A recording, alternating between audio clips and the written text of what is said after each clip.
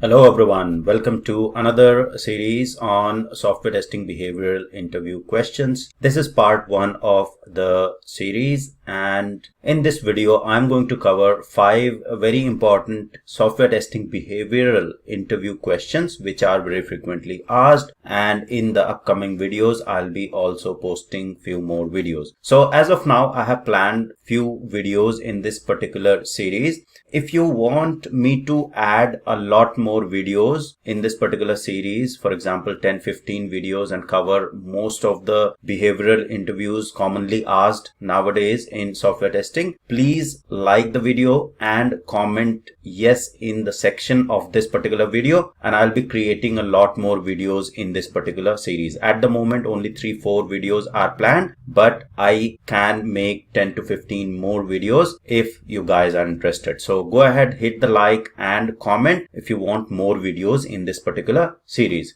So what I'm going to cover in this particular video is 5 questions, and the questions are: the first question is, how will you handle testing for a system or a software for which there is no or limited documentation and developer who has worked on it has left the project? So how are you going to handle that particular testing? The second question is, what are few key challenges that you face during your testing job? Right, very commonly asked interview question as well. The third question I'm going to discuss is, how would you deal with a conflict with a colleague? Okay, now conflicts are very common. How are you going to handle that? Interviewer wants to understand that. Fourth question is, how will you handle an uncooperative colleague? Okay, another very important question. So this is also very important. And the fifth question is, what would be your reaction if the software release date got changed? Okay, so release dates are pushed back, they are moved forward. So how are you going to handle, and what will be your reaction basically in case the release dates keep changing? How are you going to handle the overall situation for your testing? Okay, so let's get started with the first question. So the first question, how will you handle testing for the system or software for which there is no or limited documentation and the developer who has worked on it has left the project? Okay, now for this particular question there could be multiple scenarios. If, say for example, you are part of the testing but there is a business analyst already in the project. If the business analyst is already in the project, then business analyst will be able to help you all over for the documentation, okay, or understanding what need to be tested. Right now, because the developer was there, so if we assume that developer would have, if they are developing something, they would have already got the requirement from someone. Okay, either it is verbal through the subject matter experts, there would be some form of information that is there from where they would have gathered it. Okay, maybe the documentation is not there because the business analyst was not there. Okay, so if no BA in the project, right, and that is what is the most commonly situation will occur when there is a no documentation. If business analyst is there, obviously the business analyst job is to gather the information, document it properly, and make sure the project people are across or they are on the same page in terms of the requirement that need to be built. Okay, now if we say there is no project, there is no BA in the project, and you have joined that project and you are supposed to test it. Right now, in order to approach testing for such kind of situation or the project where you are in, you have to first and foremost identify subject matter experts that are across that particular software or product. Right now, a product won't be highly unlikely that it is built by just a developer without gathering any information. Right, they would have gathered information from the SMEs, and it is your responsibility now, because the business analyst is not there in the project. As a tester, you go and gather that information. You identify who are the subject matter experts from where you can get that information. Right, first and foremost step. Now, second step is, rather than directly approaching the SMEs, okay, you have to come up with the right strategy and path. Right, so you have to ask your manager or approach your manager or the lead to get introduced yourself with the other wider audience or the SMEs. Right, so once you get introduced with the SMEs, then you have built a little bit of understanding of each other, and they are aware that you might be coming up with some of the question and information. After that introduction, you can schedule a meeting. Right, rather than pinging on over the chat and asking random questions, you first need to prepare yourself what exactly you are in for, okay, getting to know what exactly you are going to test or understanding the system. Based on that, coming up with the right set of questions, document those, and then schedule the meeting with the SMEs or from whomever you are trying to get that information. Once you schedule the meeting, make sure you copy your manager as well, so manager is across it and SMEs are also across, that you are opting for the official channel and getting the right information. Now, don't schedule the meeting just for the sake of it, because you are unnecessarily killing everyone's time, right? So be prepared, ask the right sort of question when you get into the meetings. Now, the next point, important point, is schedule the meeting with dev team and SMEs to confirm that everyone is on the same page, right? Now, once you get all the information, once you ask those questions, you keep documenting those, document that information into a document that is kind of a requirement, right? So this is basically how the system works. This is what the new feature was built.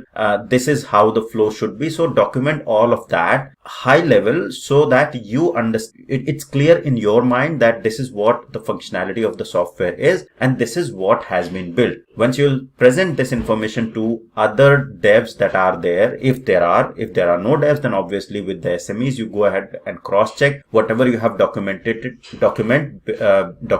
based on their inputs, and then show them this is basically what information I have got from you guys. Now, based on this, I'll come up with the test cases and scenarios and I'll show those to you, that this is what I'm going to test as part of this particular application, right? So this is one point if there are no BAs in the project. Now, if there are BAs already in the project, this situation of having limited or no documentation is highly unlikely. But in case there are, awesome BAs who do not document or who haven't documented things well, then obviously you have to approach BAs to get all of that information. Now you have the set of questions, what you want to test, how you want to test, what exactly the requirement is, then obviously you have to go to the BAs.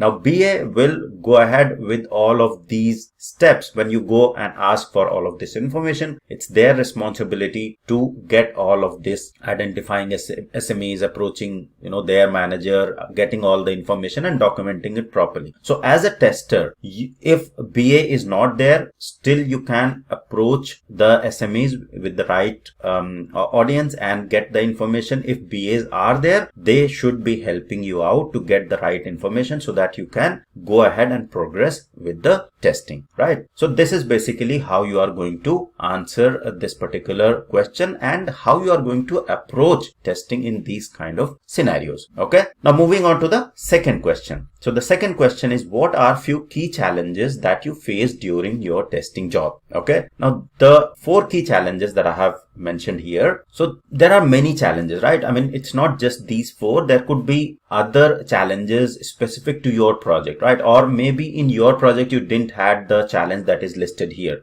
or there could be something else, right? But in order to answer, these are very commonly ones, and even I have faced one or the other challenges in my previous projects. So limited documentation or incomplete requirement, right? So gaps in the requirement. This is one of the most common challenge that testers find. Okay, you are not able to find the right information, detailed information that you need to document your test cases, right? So incomplete requirement or limited documentation is one of the first and very common challenge. The second very important or very common challenge is the test environments. Okay, so when you are testing something in a particular environment, then you are testing something in another environment, so there will be multiple test environments, right?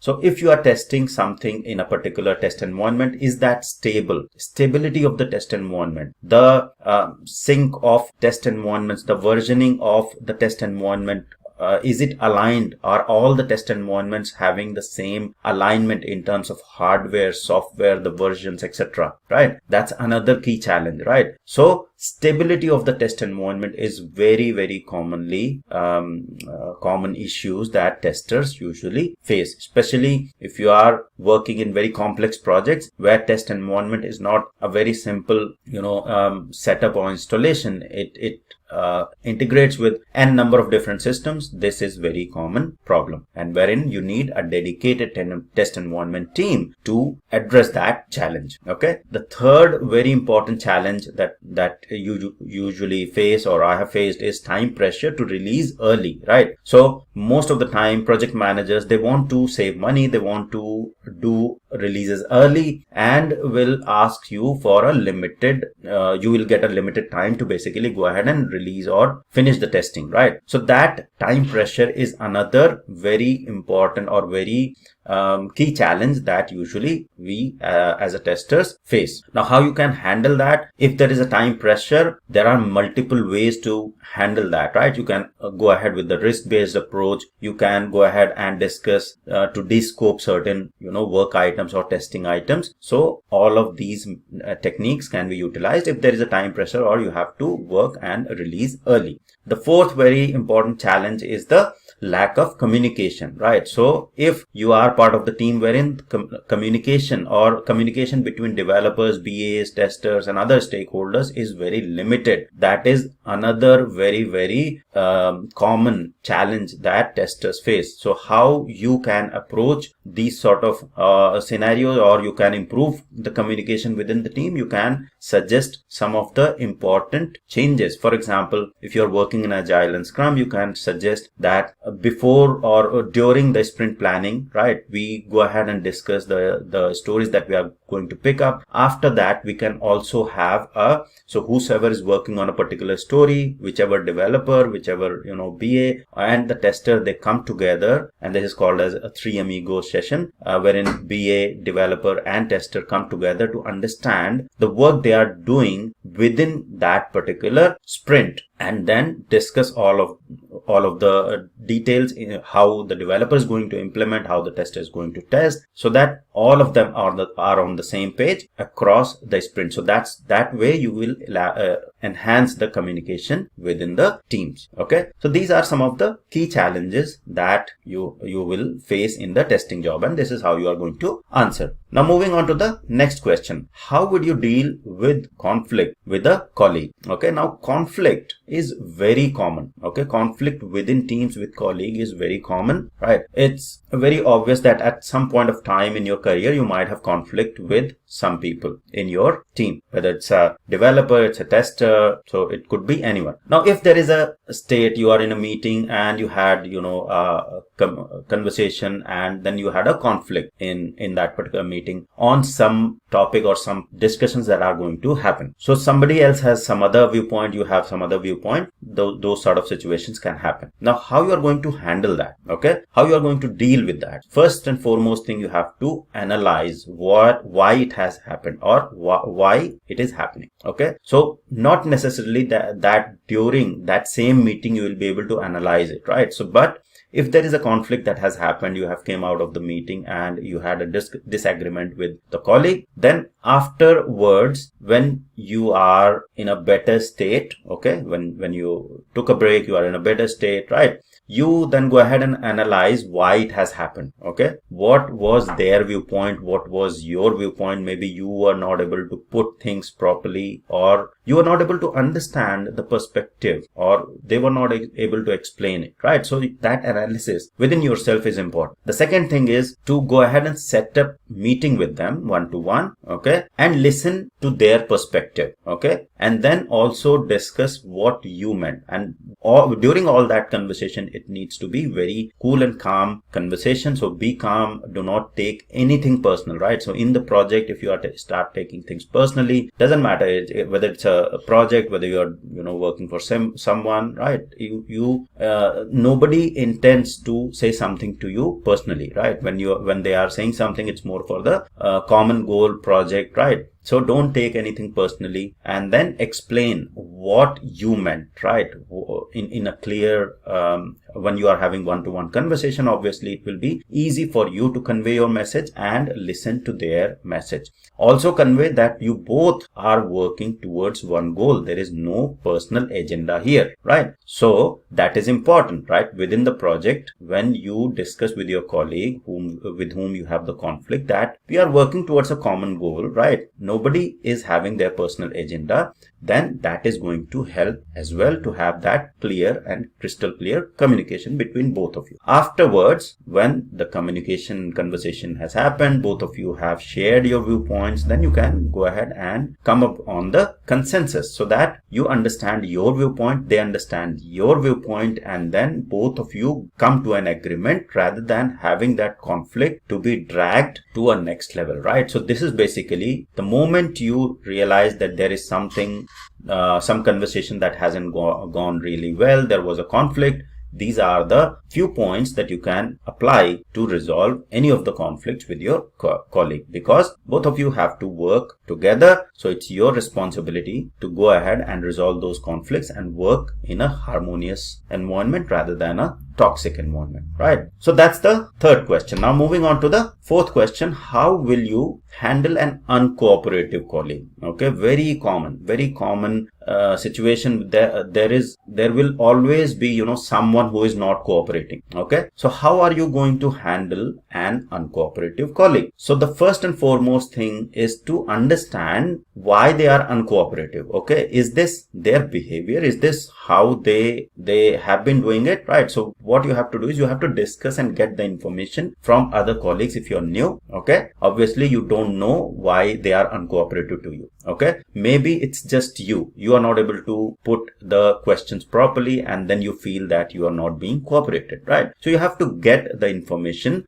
from other colleagues. Is this their default behavior? They are not cooperative to everyone, or it's just me or just you who have joined the project. Once you get that information, say for example they are not cooperative with everyone, okay, then there is a different strategy that you are going to apply. If say for example they are cooperative to everyone else but not just you, then in that case there is something missing from your part, right? Maybe you are not able to articulate the questions well. Maybe when you go to them to ask something, you are not able to convey the message properly. You do not have the right set of questions. You haven't explored the existing document. You are not asking right set of questions, and that basically kills their time. And then they go ahead and say, no, you go back, read these documents and then come back. Okay, and you feel that they are uncooperative. It's not the case. If that's the case, then you have to do your research, you have to put your efforts and go to them with the right set of questions. Now if this is not the case, okay, if that person is really uncooperative,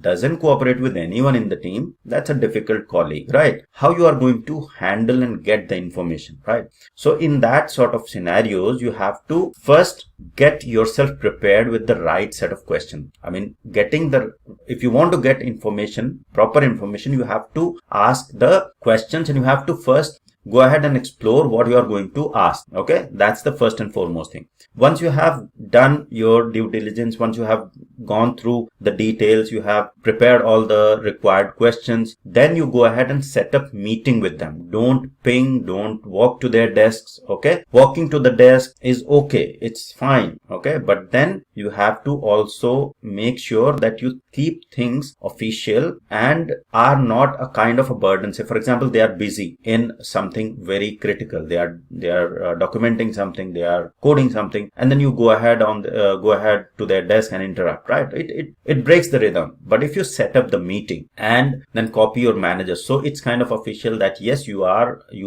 prepared, okay, because you are setting up the meeting. It's not unofficial. You are setting up the meeting, you will be coming up with the agenda to discuss, and then you will be getting out with the right information. Okay, once you have set up the meeting, your manager is involved, the right stakeholders are involved, because they are part of the project, you are all working towards one of the project, there won't be any reason for uncooperation. You get into the meeting because they can't deny the fact that they have to come into the meeting and help you, so they will come to the meeting, and then you have to ask the right set of questions that you have prepared. Politely ask, clear your doubt, and then document the clarification that you have got from them. Afterwards, send the meeting minutes, okay, to everyone, and that way you will start building rapport with them, and eventually you will start getting information. Now there are many people like that whom people feel that they are uncooperative, but they just want to follow, or they just want to go through the meeting path, right? There will be many colleagues whom you can just go ahead and walk to their desk and you will get the right information. You will get all the information, right? But then there are many people who are considered uncooperative because they will only reply when you'll set up the meeting, when you'll copy your manager. So if that's the case, then you have to follow that approach, right? They are hard people or they are uncooperative colleagues, then you have to follow that approach. If there is a need be, if the need be of escalating, right? Even if, say, for example, you are setting up the meeting and not getting the hold of that particular people, you have to escalate, right? Don't fear escalating. If you have done right steps one after the other to get all of the information, then you have to basically go ahead and escalate to the senior stakeholders. All right. So this is how you are going to handle uncooperative colleague, right? Directly coming up to the last step and escalating is not the right approach, because you need to first go ahead and understand why they are uncooperative, then do all you can to get the information. Even after that you are not getting information, then I'll go ahead and escalate. Okay. That's how you are going to answer this question, how you are going to handle uncooperative colleague. Okay. Now moving to the last question for this particular part 1. What would be your reaction if the software release date got changed? Okay. Now software release change or release date change is very common again. Now release can be moved later or release can be moved earlier. When releases are moved earlier, that's a more question or that's a more work for the testing team, right? And it's a kind of stressful situation in that particular case, how you are going to handle that. But if a release is moved later, what you can do, let's discuss. If it is released, if release date is moved later, so if release date is moved later, there will be minimal like impact, because your testing, you are anyways progressing with your testing and you have ample time to finish it, right? So you will be finishing that well within time. Now only replan work that you have to do is, once your testing is finished, you have sent all the test summary report and everything. During the release time or the release date, you will have to do some sort of release testing activities, right? So as per those activities, you have to replan your testing work whenever the release is in the future, right? So if, say, for example, initially the release was next month, but now it is after 3 months, right? So you have to replan whatever work was supposed to be done during the release, okay, or deployment, that you need to replan. And that is very minimal replanning, that you just have to push those dates. Every other testing that is supposed to happen prior to the release, you will anyways go ahead and keep doing it and complete it well within time. Now, when the release date is moved later, that doesn't mean that you won't start working on the next release, right? So even if the release date has been moved to 3 months, now you start working on the next set of work items if there are any. Once this release testing is done, you will start working, preparing for the next release, and then start working on that. Now, if the second scenario, if the release date is moved earlier, okay, now that is the difficult situation. Release moving earlier, you have to replan everything, right? So for example, your testing finish date was 5 weeks down the line. Now the release has moved 3 weeks earlier. So you have to then think how I'm going to cover everything in the next 1 or 1.5 weeks so that I can meet those release timelines, right? That is the tricky situation. So in that particular case, you have to analyze the impact of the date change. So if the date is brought earlier, why has it been brought? Are there some compliance requirement that need to be met? If the unless until release happens, that is not going to met, and if the release doesn't happen, the company is going to be fined a lot. Then in that particular case, obviously you have to go ahead and release the software well within the timeline. Okay.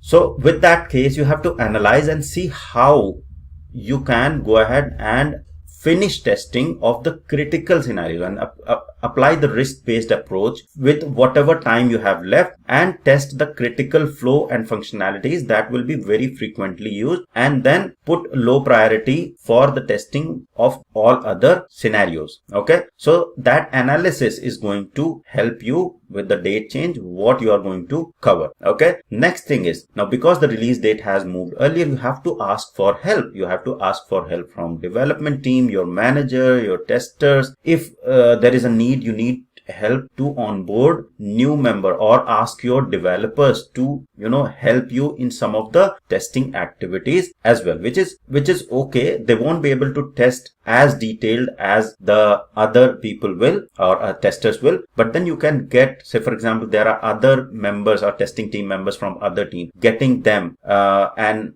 getting the people who do not require much learning curve. They are from the same project or they understand the landscape, taking their help to execute the test case, the critical ones, and making sure that the critical risk, highest risk modules are being covered before the release date, and then you are able to meet the release date that are being pushed earlier. Okay, so these are some of the strategies that you can apply if the release date is moved later or moved earlier. Okay, so that's the last question of the software testing behavioral interview question part 1. If you want more videos in the series, don't forget to like and comment yes, and I'll keep publishing more videos in this particular series. So that's all for this video. Thank you very much for watching.